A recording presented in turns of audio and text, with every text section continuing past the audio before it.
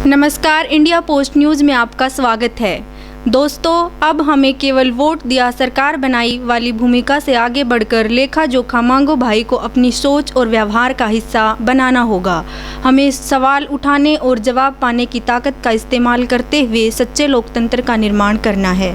आज हम इस वीडियो में जानेंगे कि बुढ़ापा पेंशन और विधवा पेंशन को लेकर यदि कोई गड़बड़ है तो हम सूचना अधिकार कानून की मदद से जानकारी लेकर गड़बड़ झाले व विभागीय अनियमितताओं को उजागर कर सकते हैं और अपना हक हासिल कर सकते हैं। इस संबंध में जानकारी देने के लिए हमारे साथ हैं हरियाणा सूचना अधिकार मंच के राज्य संयोजक श्री सुभाष। आइए उनसे इस बारे में जानकारी हासिल करते हैं। धन्यवाद मोनिका। आज हम जानेंगे कि जो विधवा पेंशन और बुढ़ापा पेंशन है, यदि किसी नागरिक की जो पेंशन है उसको विभागीय कारणों से या किसी कारण से उसको काट दिया जाता है या जो लाभार्थी है उसको नहीं मिलती, तो इस संबंध में हम सूचना अधिकार कानून की मदद लेकर अपने उस हक को हासिल कर सकते हैं। इसके लिए हमें एक सूचना आवेदन तैयार करना पड़ेगा और सूचना आवेदन जो है वो जन सूचना अधिकारी को संबोधित होगा। किसी भी विभाग में जब हम आरटीआई डालते हैं तो वो उस संबंधित विभाग के जन सूचना अधिकारी के नाम से जाएगा। तो इस मामले में जो बुढ़ापा पेंशन है या विधवा पेंशन है, इसके बारे में जब हम आवेदन लिखेंगे तो वो लिखेंगे सेवा में जन सूचना अधिकारी और कार्यालय समाज कल्याण विभाग, जिस जिले से संबंधित है उस जिले के समाज कल्याण अधिकारी को हम ये भेजेंगे। विषय में हम लिखेंगे आरटीआई कानून के तहत आवेदन। इसके बाद महोदय महोदया जो जन सूचना अधिकारी है उनको संबोधित होगा। ये मैं वृद्धावस्था या विधवा पेंशन धारक हूँ, मुझे 1 अप्रैल 2021 से अब तक पेंशन नहीं मिली है, इस संबंध में मुझे निम्नलिखित सूचना प्रदान करें। तो उसमें फिर हम सवाल लिखेंगे। सवाल क्या होंगे हमारे? विभाग के रिकॉर्ड के अनुसार पिछले 1 साल में मेरे नाम पर कब कब और कितनी बार वृद्धावस्था या विधवा पेंशन की राशि का भुगतान किया गया, इसका मासिक विवरण, राशि एवं भुगतान की तारीख का विवरण माहवार यानी महीने के हिसाब से दिया जाए। कब तक मांगी है? पिछले 1 साल की। हम ये मेंशन करें कि डेट इसमें लिखें कि किस तारीख से और कौन से महीने से और किस साल की। तो इसमें आसानी रहेगी जानकारी मिलने में भी, और जानकारी जो देगा जन सूचना अधिकारी उसके लिए भी काफ़ी आसानी रहेगी।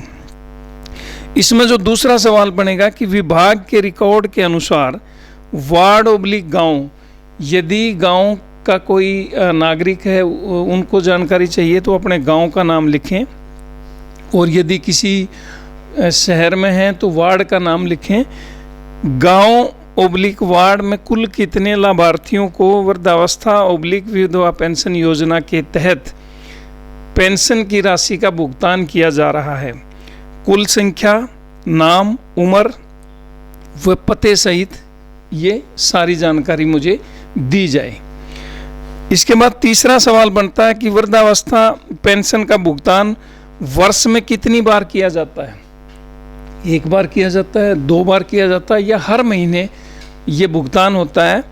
यह भुगतान किस तारीख को किया जाना चाहिए? और जो जानकारी हमने मांगी है जिस भी साल की, जैसे 2020-21 की जानकारी है, तो 20-21 में कब कब भुगतान किया गया, इसका पूरा विवरण माहवार उपलब्ध कराया जाए। चौथा जो सवाल बनता है वो ये है, अब क्योंकि जिसने जानकारी मांगी है कोई न कोई दिक्कत होगी, हो सकता है पेंशन उसकी काट दी हो सकता है पेंशन डिले कर दी हो, ना आई हो, तो वो लिखेंगे कि मेरी पेंशन जारी न करने का कारण स्पष्ट किया जाए।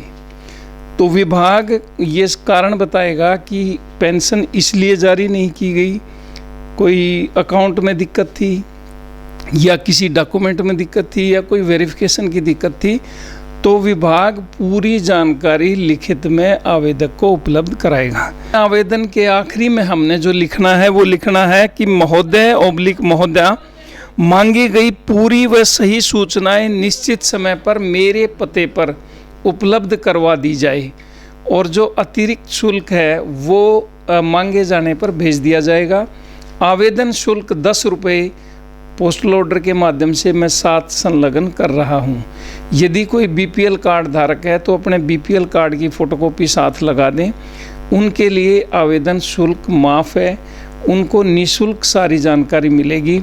इसके बाद वो सबसे आखिर में अपना नाम, पूरा पता और हस्ताक्षर करें और एक तरफ आवेदन के वो तारीख डालें जिस तारीख को उन्होंने आवेदन किया है, और साथ में जो पोस्टल ऑर्डर साथ लगाया है, पोस्टल ऑर्डर का मतलब जो फीस आप दी है आवेदक ने, उसका नंबर भर दें। और यदि बीपीएल कार्ड धारक हैं तो बीपीएल कार्ड का नंबर साथ में लिखें और उसकी फ़ोटोकॉपी लगा दें।